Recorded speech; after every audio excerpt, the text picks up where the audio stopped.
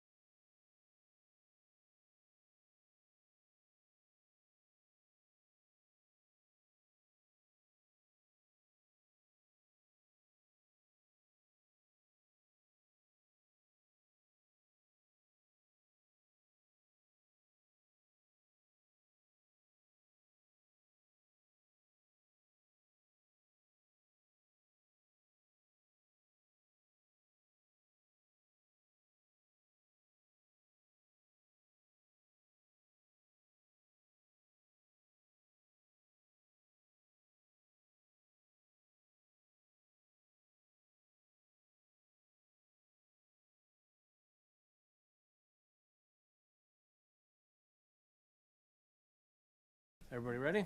Ready. Okay. Welcome, everyone. It's 7:46. Sorry, we're running a little bit behind, but it's the January 17th, 2023 school board meeting.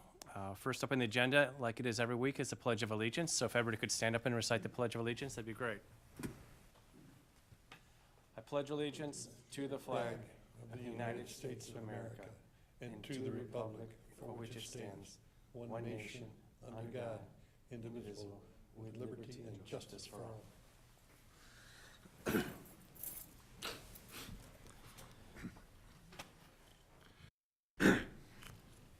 Next up is the approval of the agenda. Any changes to the agenda? Any. If not, I move to approve the agenda. Second. Roll call. Motion by Schultz and second by Drake. Mrs. Martinez? Yes. Mr. Carlson? Yes. Mr. DeMonte? Yes. Mr. Drake? Yes. Mr. Schultz? Yes. 5 yes, motion carries. Next up are recognitions. All right, we do have a student recognition here, so we're going to invite Mark to come up to the podium here. We've got a couple staff members that are going to introduce him. Really excited to have Mark and his family here tonight.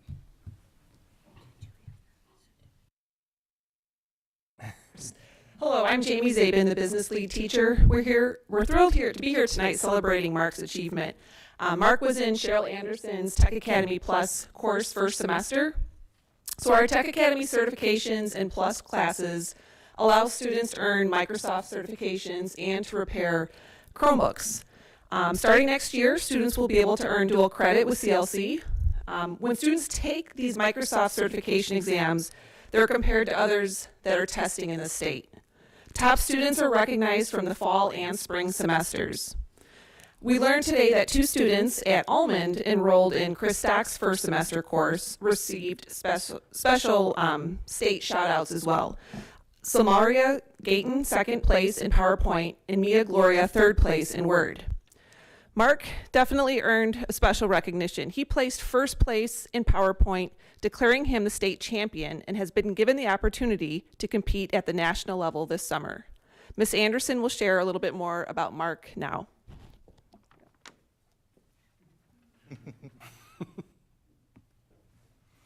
So Mark started this class first semester back in August, and when he took the PowerPoint, after going through all the modules and that, it was about the first part of September, and he's like, hey, Miss Anderson, I'm ready to test. And realized this is a test that Certiport and Microsoft have put together. So it's not a teacher test, it's an online test, and it's also timed.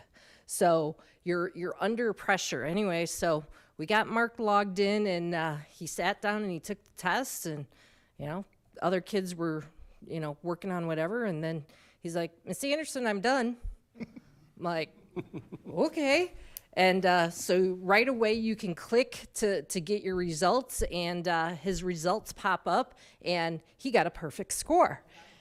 And I was just like, Mark, that doesn't happen too often. I'm like, congratulations, way to go. And then I got a little extra excited because he had so much time left over that he didn't use.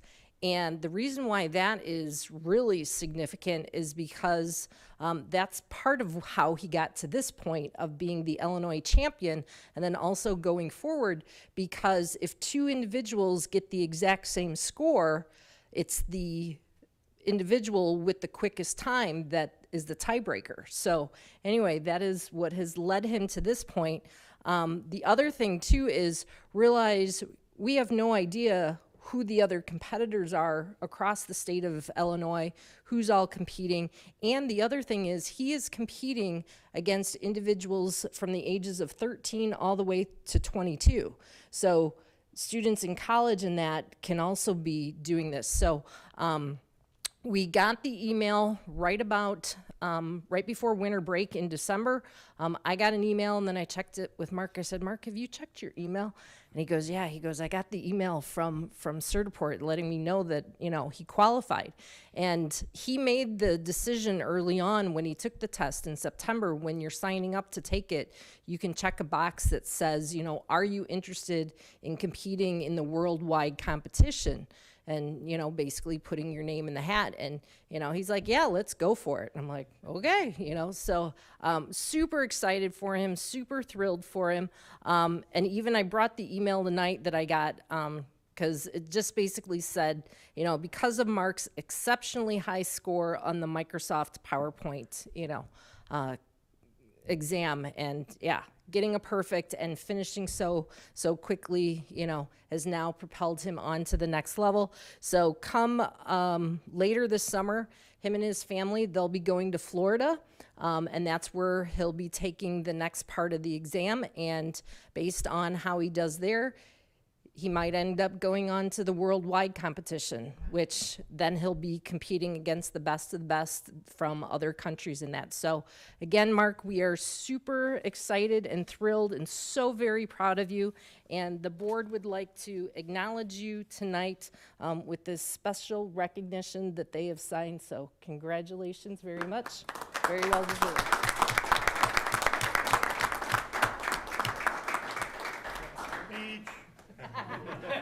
No, PowerPoint presentation. I know, now I know who to call.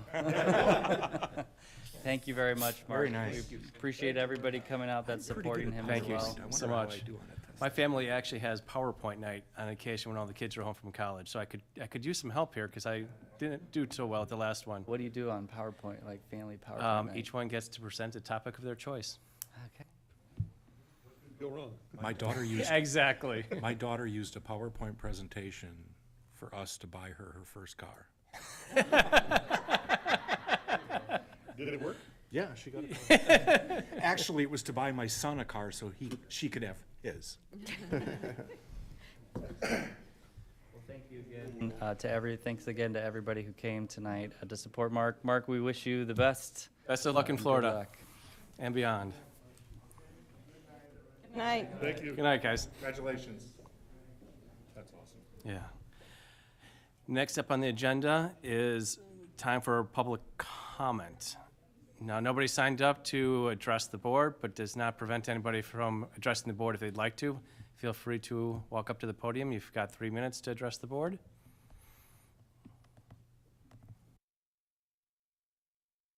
Won't pause too long because I know nobody's going to come up here. But next up is the president's report. It's really, what's that? Okay. Next up is the president's report. There's really nothing to present, just the announcement of the 22-23 school board meeting schedule. It was approved at the January 18th meeting, so it's more procedural than anything else. So the meeting schedule's out there. It's on the website. Typically meet at 6:30 for executive session, then 7:30 here. That's this year's. This year's. Next up are committee reports. Do we have any committee reports to report on? We don't have anything to add Okay. to what's there. Then we go straight forward. The superintendent's report. I included a monthly report there attached. Also wanted to mention a couple things I thought of over the weekend since that report was posted. We do have a second school resource officer that started this semester at Almond. We're really excited to have him there and appreciative to the Gurnee Police Department for making that happen. I know that was something that was a priority here a few months ago as we started the school year. In addition, connected to Almond as well, because of the roofing projects that are hopefully happening at Eau Plaine, we're going to modify the summer school proposal that was brought to. Everything's the same other than the location. The roofing, our roofing partners just asked that we move the location just to make sure we don't have students where we're doing a lot of roof work. So we're going to modify that. I did want to take a couple minutes and walk through kind of where we're at with strategic planning just briefly. So our strategic planning process right now is something that the board asked us to go through in part because of the referendum, and the board wanted to make sure that we were making the best decisions possible with the money that had been given to us in trust, and we thought consciously about how we were going to utilize that money while at the same time recognizing that we made commitments to the community. We're relooking at our strategic plan really by going through kind of 3 steps of a process. The first step is involving stakeholders in identifying a vision for the future. The second step is involving stakeholders in identifying strategies that can move us towards that vision. And then the third step in that process is collecting that information and doing some planning to identify priorities and really a timeline or order of operations. So we're doing that by focusing on mostly on three stakeholder groups that we have. And the board asked that we try to get as many voices around the table as possible. So right now we're in the middle of that visioning step. We did an employee visioning session last Monday before the students came back. And we have our first student visioning session that's scheduled for a week from tomorrow. And when we get done with that, we're going to put a survey out to families to just get some feedback and see if there are areas that we missed. The really neat thing about this process, because the board asked that we identify as many stakeholders to participate as possible, is we, instead of just identifying some representative employees, we invited all employees last Monday to participate. And because all of our employees were participating, we had to rely on student facilitators. So we had about 20 student facilitators that got some training and then walked these groups of somewhere between 12 and 20 teachers or staff, employees, included teachers, administrators, secretaries, paraprofessionals, walked them through a small group conversation where they were able to talk about what was going well, what they're concerned about, and identify some areas of a possible vision for the future. We're going to go through that cycle again where we meet with staff, students, and then do a family survey in February and March, and then we're going to bring all that information to a larger community group that will be representative. It'll have about 40 to 45 people on that group, so they can help us pull priorities out of there and put together a timeline. We're looking to do that community planning event just before spring break, and we'll bring something hopefully to the board back after spring break. So we're looking through the data right now from that first employee visioning session, and we'll do the same thing with the student visioning session and hopefully have some big picture progress and ideas ready to report to you next month, probably. Just briefly, when we did this with the staff, we then followed up and asked them some questions about their facilitated experience, and students were running that. And so for the most part, you're going to see pretty strong agreement. 5, that far to the right, is strongly agree. 4 was agree. You'll see a couple things on the left where people thought we could have improvements, but basically staff felt like the facilitated sessions were well organized. The student facilitator was effective and leading that conversation. They felt comfortable sharing their opinions and ideas pretty overwhelmingly. They generally were able to discuss topics that were important to them as staff members. They seem to have high hopes that their feedback is going to be used for decisions moving forward. So that's just a brief update on our strategic planning process. That's all I have for our superintendent's report, unless anybody else has any questions or questions about the treasurer's report that's included as well. Can I make a quick comment? Yeah. As I mentioned, I was in a group of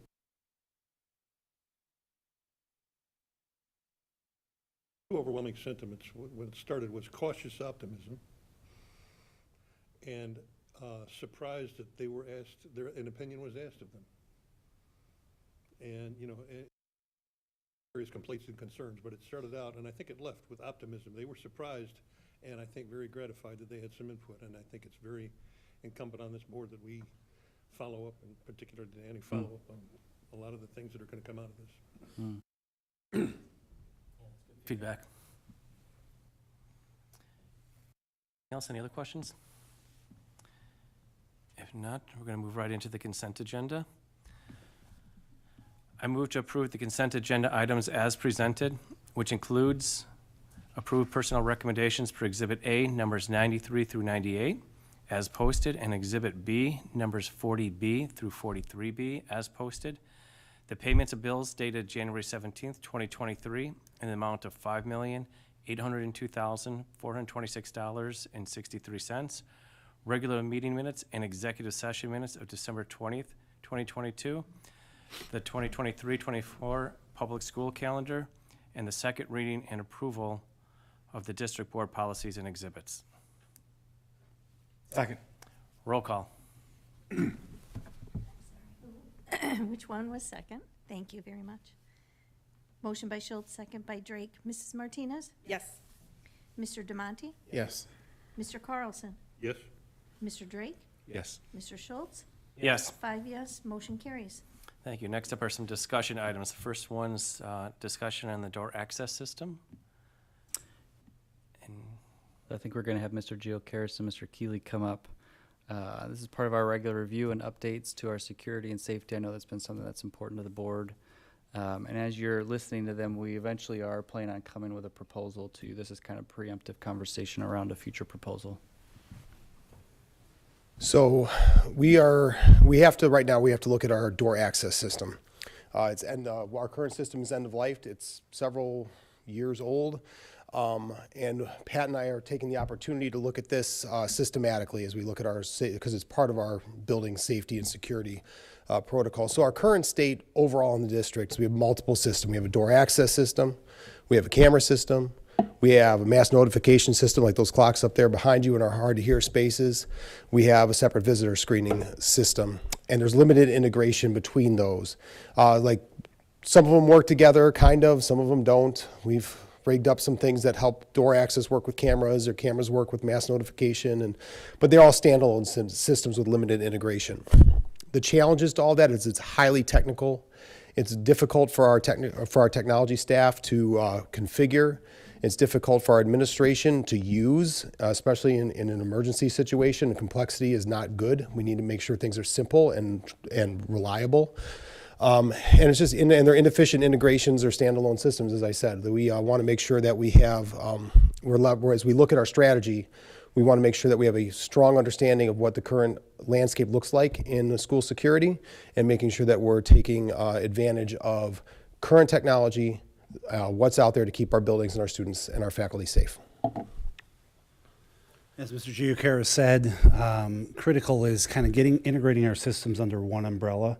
All these systems are only as good as a user, and when they're in different silos, it becomes very challenging when you have a few different users that are kind of leading the charge on those, and that becomes very challenging for us. And as we've piecemealed this together over the years without having funds, that's kind of what happened. It's okay. We do the best we can with what we have. So integrating those systems under one umbrella would certainly be a huge upgrade for us. Leveraging the current technology to enhance our current state. Again, do we have cameras? Absolutely. Do they work? Yes, they do. You know, we have door access. It works. But being able to integrate those systems, again, puts us in a much safer place and an easier place to use. Leveraging our current technologies for mobile access, as you all know, we carry phones in our pockets. So whenever we're able to leverage what we're doing with our security and our cameras and our door access, being able to access that from an administrative standpoint from our pockets, no matter where we are, you know, hopefully most weeks, 2 days a week, I'm at Edo Plain. Well, I may be able to do something at Almond. I can do that from my phone when I'm at Edo Plain, which is certainly a benefit to us. Or on vacation. Increased responsiveness to emergency situations. Here's the critical piece. So we go into emergency, everyone's got their roles, right? But right now, where our current system is, where our weakness is, we have to rely on a couple different people to do some things, rather than a couple people having the ability to do all four things. You know, again, we can do everything we need to do for our safety plan. Our safety plan is solid. But it's just kind of behind the times with that aspect a little bit, and that's why Ms. Geocaris and I are looking at this to kind of put things under one umbrella and integrate it and look long-term rather than short-term like we have in the past. Hey, we're going to focus on security cameras, then door access, and those things aren't aligning. So really, it's more of a strategy long-term, and I think the board will appreciate when we get through this process, we kind of show you what we've come up with and the different options that the vendors are showing us. I think you'll be appreciative of that at that time. Yes, Tom? The four things that you kind of generically talked about, is one of them like, hey, we got to lock down the school? Correct. And right now, Correct. one person can't do all of that. No. It takes multiple Correct. people. We're That- going to go that- to a system, it's like, push the lockdown button. I'm Push the lockdown button. On the phone. nice. Got it. Thank you. The technology just has gotten better, that Sure. you're able to do things like that. And My experience, I used to write some software, and it's much more difficult to integrate old systems to talk to each other. That's correct. So I'm assuming you're looking at one system that'll do all these things. That's correct. Okay. That's part of what we're That's looking a at. relief, It's 'cause not that's that, impossible. right now, door access is what we need, right? Okay. It's end of life. We have to do that. But I think Mr. Giacaris and I are sharing with you, we think it's foolish for us not to look at what's coming. Cameras are coming to an end of life too. And we'll share how we're investing in cameras. All those things will come, and we're trying to have a more strategic outlook on them into the future so that we can integrate them. So we're not trying to integrate them after the fact, and you can't do it Do one because you went with system so different you don't have vendors. to piecemeal and you gradually improve that system. I'm sorry, say that again? Do one system so you don't have to piecemeal and you gradually improve that one system. That's correct. So every vendor, we're working through about 3 different vendors right now, and in all RFPs, we've talked about, you need to be able to show us how you integrate with our mass notification system. You need to be able to show us how you integrate with our Active Directory. You need to show us how you integrate with the door access. So all part of the proposals all have to include how we unify under your umbrella and your capability to meet those needs.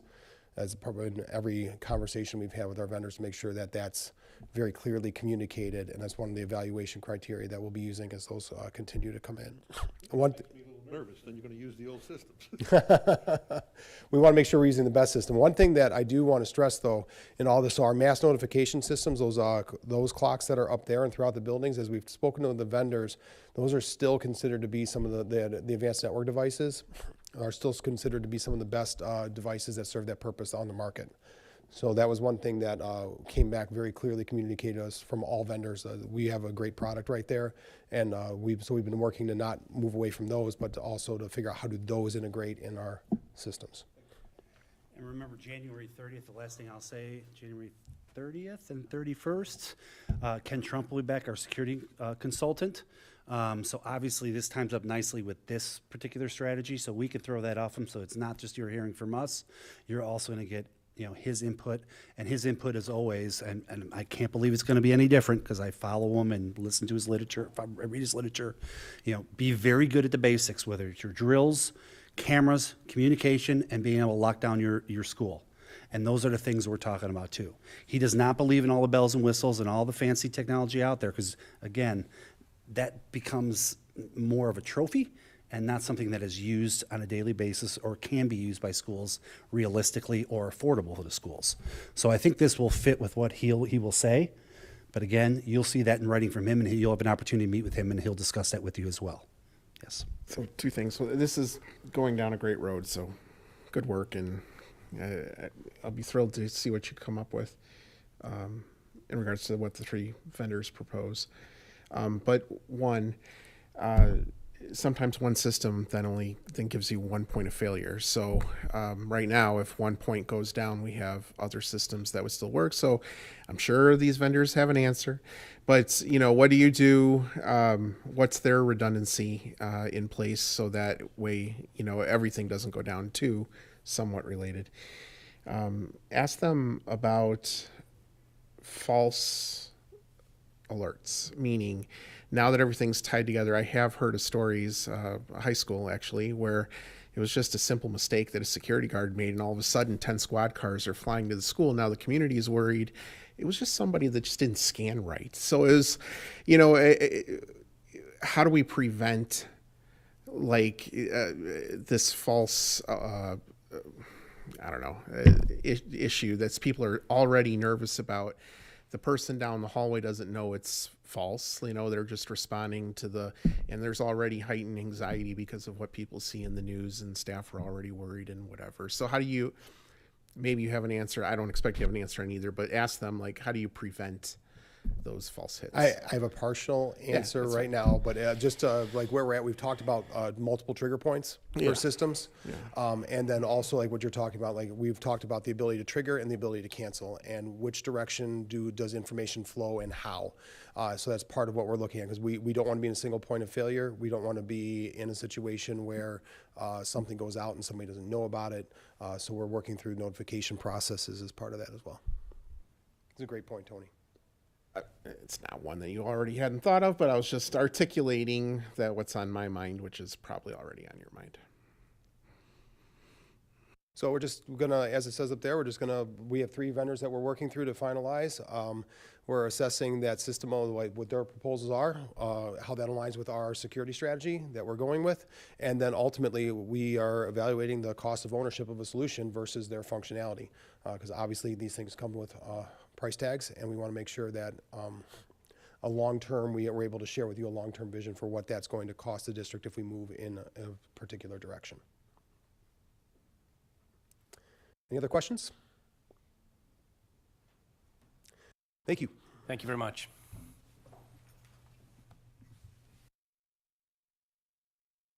Next up is another discussion on student fees. Yeah, so I believe the board requested that the administration go back and discuss alternatives, specific alternatives to our current situation with student fees and dances. Right now, the big carrot or stick behind students who aren't up to date with their fees, they have overdue fees, is that they're not able to purchase a ticket to homecoming or prom without getting on a payment plan for those fees. So when I was talking to other districts to figure out what they were doing to come up with some alternatives, it does look like most repercussions for students who have overdue fees really revolve around being able to be involved in some type of activity. So there's some type of outside of the school, normal school day activity. The big ones are summer school, which I think is kind of funny. We don't let kids go to summer school if they don't pay their fees. But athletics, some schools are keeping kids from being involved with athletics if they don't pay their fees.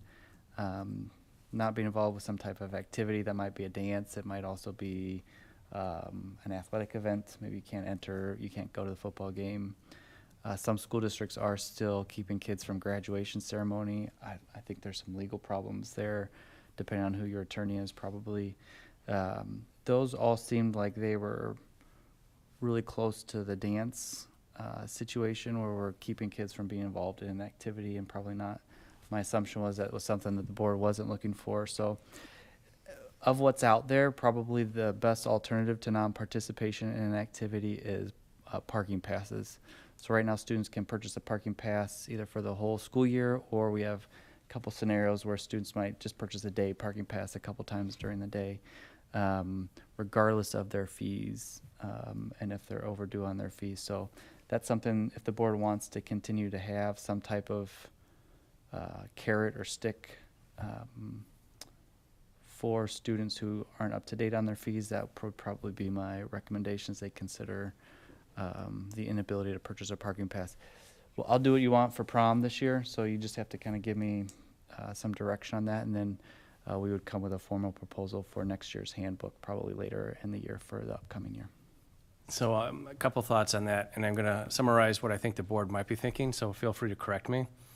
One, I'm not a fan of withholding parking passes for fees, because once parking passes are gone, if you pay your fees, you can't get a parking pass if they're all gone. And plus, some kids need a parking pass to go to work, to get home to watch other family members and stuff, so I'm not a fan of that. I would suggest, and not if you disagree or say something, I'm okay for this year if we don't withhold prom or the dances for non-payment of fees, and let's just see how it goes. I mean, there's nothing to say that we can't go back to that method in another year, but for at least this year, let's overlook the policy and see how it goes. Thoughts? And then when would we revisit for the next school year?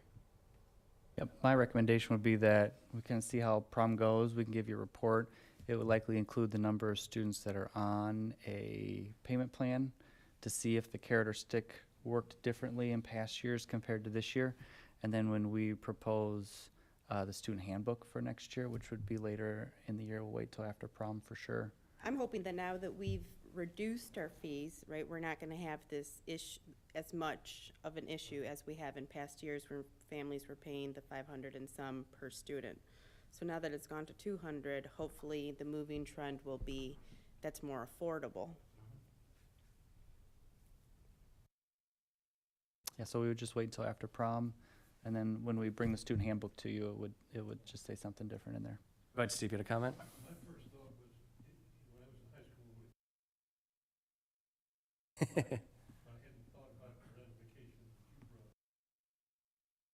And as far as other activities, it seems to me that the people, the families that are having the most problem paying these are the ones that we want the kids to be involved in other things. Yeah. So that could be counterproductive too. And my understanding is if they don't pay their fees, are they subject eventually to credit agencies and Yeah, collection? and all collection agency, Because it's not the kid's problem, it's the parents' it's the problem. parents. All right. So I would go along with, let's give it a year and see how it goes with the reduced fees. Direction you're looking for? Okay. Next up is discussion on solar project year 2. So there is a detailed report here, and then we've got just a couple slides. Maybe Mike can walk you through just a couple of these slides here. Yeah, so this first slide here in front of you, it shows projected versus actual for this year, for this year 2. Our projection was right over $600,000, and we were right under $600,000 of actual savings.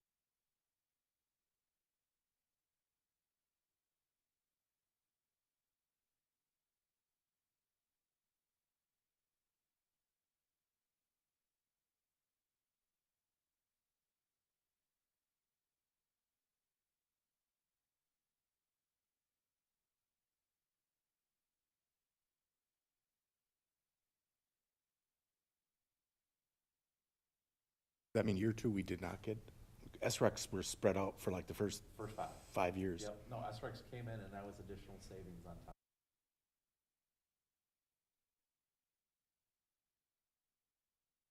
Pay in electricity, correct? Correct, That's not a ratio to what we save versus what it costs. correct. Okay, thank you.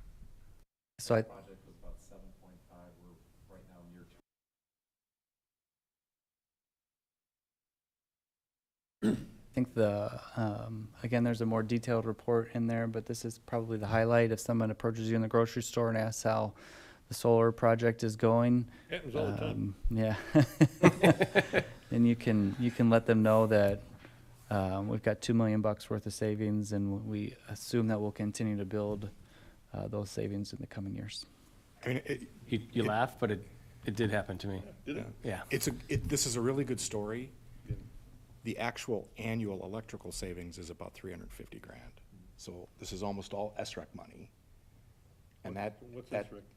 Solar renewable energy credit, it's the rebate for building it. Ah, okay. So that ends at like 5 years. So our payback still is in the 15 to 17 year range.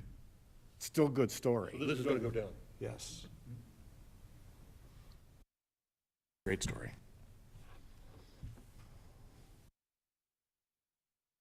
Thank you, Dr. Engel. I was gonna add one more little point too.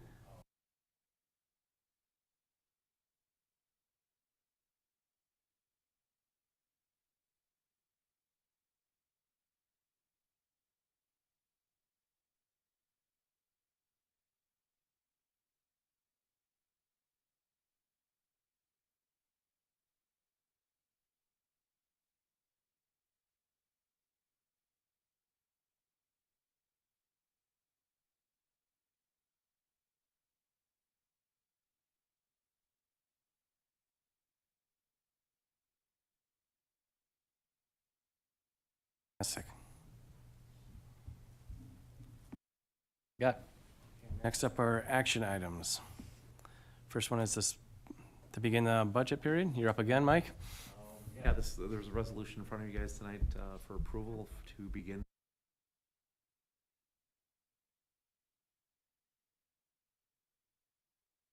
Questions?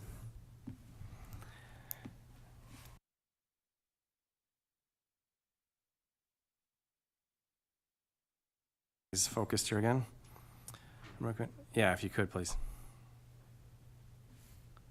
Be it resolved by the school board of school district number 121 in the county of Lake and state of Illinois that the superintendent and chief school business official are hereby appointed to prepare a tentative budget for the said school district for the fiscal year beginning July 1st, 2023 and ending June 30th, 2024, which tentative budget shall be filed with the secretary of this board. Second.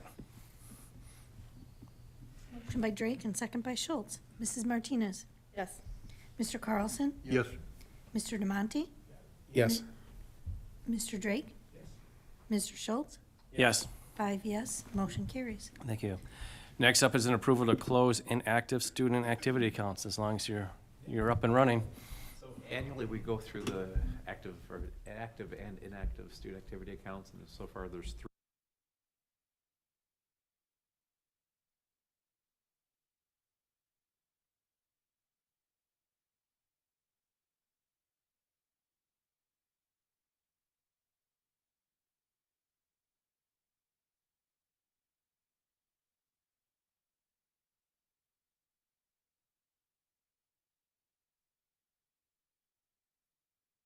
Questions? If not, I move to close inactive student activity accounts as presented. Roll call. Motion by Schultz and second by Drake. Mr. Demonte? Yes. Mr. Carlson? Yes. Mrs. Martinez? Yes. Mr. Drake? Yes. Mr. Schultz? Yes. 5 yes, motion carries. Dr. Engel, would you like to talk about approval of board scholarships? Typically, annually.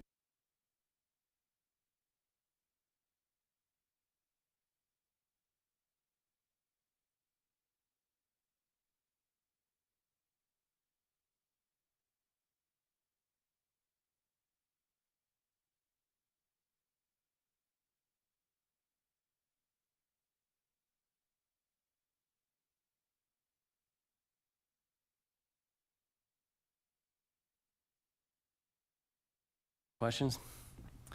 I move to approve that the board distribute $2,000. Thank you for doing the math for me. That was pretty complicated. We need some more students here for my help. And Board of Education scholarships as presented. Second. Chuckle because we shut down the Students in Government Club that could have helped you. You're on your own. Motion by Schultz and second by Carlson. Mr. Demonte? Yes. Mr. Drake? Yes. Mrs. Martinez? Yes. Mr. Carlson? Yes. And Mr. Schultz? Yes. 5 yes, motion carries. Thank goodness I don't have to deal with numbers outside of here. Go ahead, Mike. All right, in front of you is the approval of the facility.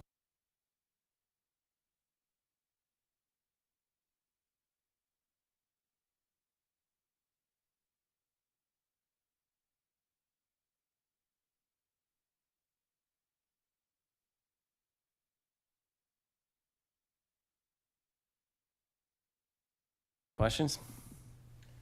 I would just make a comment. So I came in a couple weeks ago and met with the architect.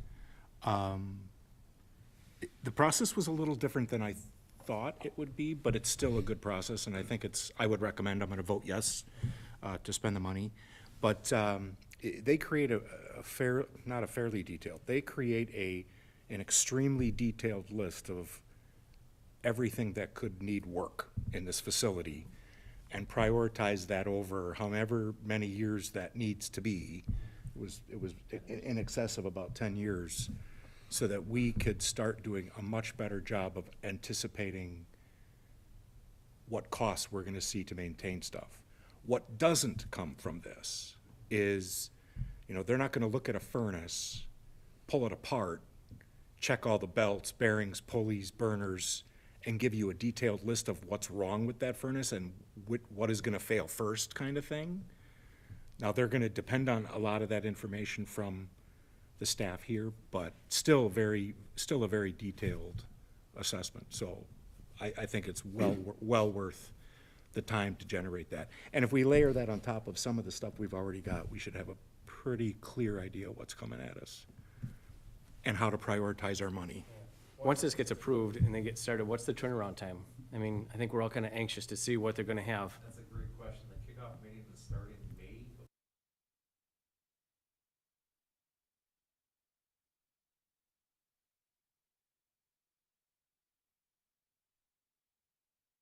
Prioritize. I mean, how do they determine what the priority is other than cost? I mean, a football field versus a furnace. On a lot of the mechanical stuff, what they'll look at is if we've got some boilers we just replaced, Well, I they understand. would be much later. You're but- talking in terms of what it would cost to replace now and what shape it's in and, you know, availability and all that good stuff. But I'm questioning in terms of the priorities that I would view to be the purview of this board in terms of what's more important to us if other things are equal. I would agree. You A know, list of, here's what's gonna fail before okay, something else. thank you. We are, like, I think in the football field, for instance, we Well, are. that was an Yeah, outlandish, Yeah. you know, deliberately outlandish. A better comparison. example or better comparison is, you know, as they generate a comprehensive a list of all the mechanical equipment, the stuff that's already 20 years old or 10 years past end of life, that's gonna be towards the top versus the boilers we replaced. I'm looking in terms of, do we need a new band facility or do we need a new locker room? Whatever, you know, it just in terms of, okay. That's ours. We own that. They're gonna wanna make sure that building envelope stuff is addressed and we are able to stay open. Okay. I think that's gonna be top That's priority. always good in the long run, yeah. Any other discussion? If not, I move to approve the facilities assessment by DLA Architects Limited at a cost of $79,500 as presented. Second. Roll call. Motion by Schultz and second by Drake. Mr. Carlson? Mr. Demonte? Yes. Mrs. Martinez? Mr. Drake? Yes. Mr. Schultz? Yes. 5 yes, motion carries. Now we're going to move on to Dr. Wisman.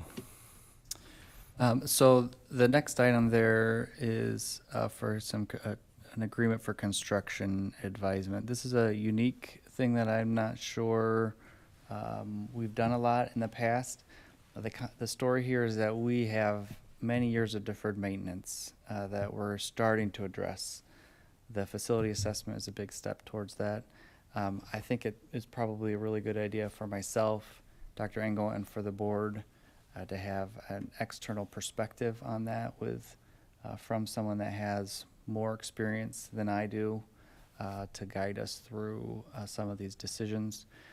And so JJM Construction Services would provide as needed construction advice, consultation, and investigation services. So he can walk the buildings with us when we need to walk the buildings, when we're looking at quotes or bids or proposals. He can say, here's where I'd ask some more questions, or this doesn't feel right, or this is a really good idea based on his experience, long line of experience that he has in this area, specifically with schools. And I think we're getting him at a pretty good rate. I think he'd be a good resource here as we start making decisions for some significant facility investments. Questions or comments? If not, I move to approve the agreement for construction advisement with JJM Construction Services LLC as presented. Second, Roll call. Motion by Schultz and second by Carlson. Mr. Drake? Mrs. Martinez? Yes. Mr. Demonte? Yes. Mr. Carlson? Mr. Schultz? Yes. 5 yes, motion carries. Thank you very much. Back to you, Dr. Engel. All right, we have action tonight on roof repairs and replacement over at the Eau Plaine campus, and this includes all of Phase 1. I have Chuck Crowley here tonight as well, in case you guys had any questions. The bid was open back on January the 6th at 3 p.m.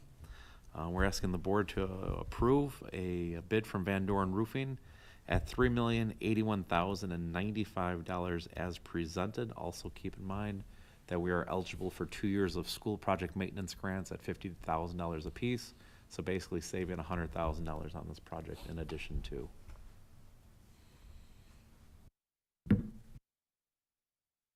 Questions or comments?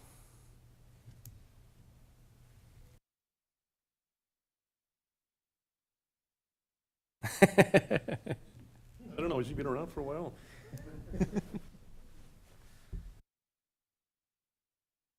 Now I move to approve the roof repair bid and award Van Doren Roofing at a cost of $3,081,095 as presented. Roll call. Motion by Schultz and second by Drake. Mrs. Martinez? Yes.